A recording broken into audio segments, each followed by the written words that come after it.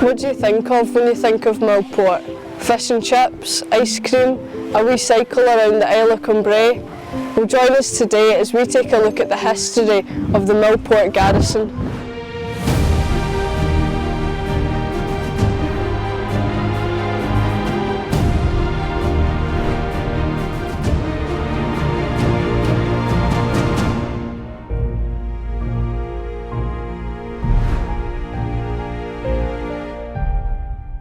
Millport, often referred to as Cumbrae's only town, is a small but vibrant island community.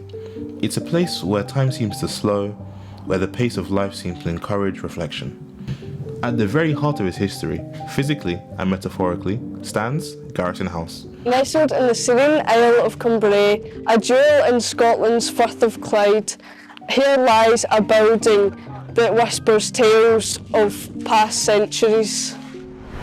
It stands proudly on the Millport seafront, watching the ebb and flow of island life. This is Garrison House, not just brick and mortar, it's a living testament to history, resilience and enduring spirit of a community. To understand Garrison House, we must journey back to the late 18th century. It was originally constructed in 1745, not as a grand mansion, but as a custom house and barracks for the revenue men. The Firth of Clyde was a hotbed for smuggling. It was incredibly difficult to control, so establishing a strong, visible presence like Garrison House was vital, as it served as a base for the captains and officers for the revenue cutter, the Royal George. From its strategic location in Millport, the Royal George was key to catch smugglers and maintaining law and order in the area. It sent a clear message that the Crown was serious about cracking down. For multiple decades, the garrison served its stern purpose to signal the war on clandestine trade.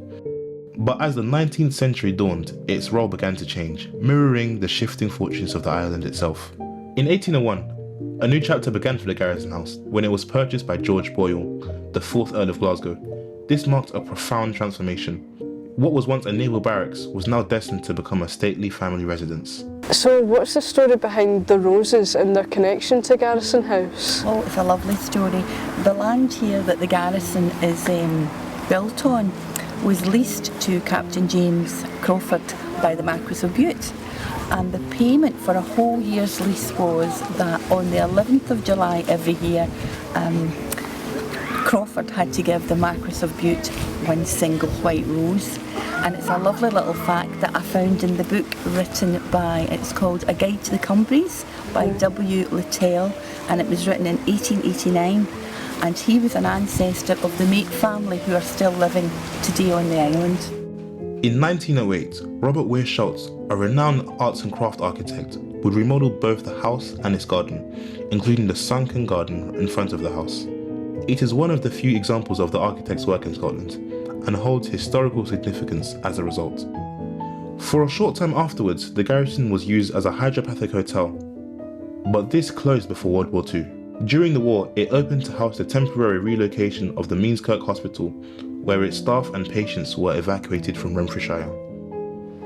In 1948, Millport Borough Council took on the lease for Garrison House and turned it into the local library, offices and chambers. However, time is a relentless force, and even grand houses face challenges. By the late 20th century, Garrison House had fallen into disrepair. Its once proud facade began to crumble, and its future looked uncertain. It's a stark reminder that even architectural treasures need care and attention. In 2001, Garrison House was severely damaged by fire, leaving it a derelict shell. However, the determined Millport community refused to let this important landmark be lost. They rallied together, embarking on a 2-year project to restore it.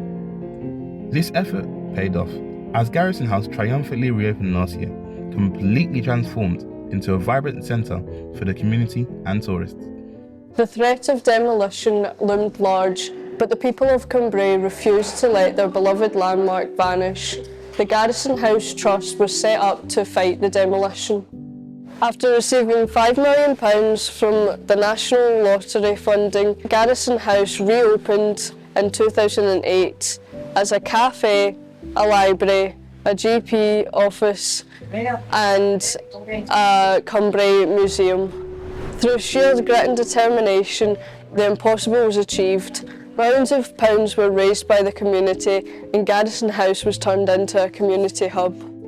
So what brings you to Garrison House today? Well, I just came to check it out with my friends, and I must say that it's very beautiful. The museum, all the history is very interesting, and the art is very beautiful. So what's brought you to Garrison House today? We actually came to see this art exhibition all around you, and it's fabulous. It's really good. The past lives on in these walls, but the present is hopeful and dynamic. Garrison House, which is now a community hub, will maintain its popularity for generations to come. So what does the future look like for Garrison House? Well, short term, we want to complete the works that are being carried on with the restoration, and looking ahead as far as Garrison House building itself, then we will need to look at funding again for the windows and areas we haven't been able to address from this funding pot awarded. So that is securing the future of the Garrison building itself. And then within the grounds, we hope to further develop some of the areas, perhaps offering additional facilities that we can in the grounds that are available at the moment to the community, and always looking just to develop best to offer more to our residents and also to people who visit the island. TV Ayrshire does receive funding from the National Lottery Community Fund, but we need your help to keep us telling these stories. Please like and subscribe to our YouTube channel.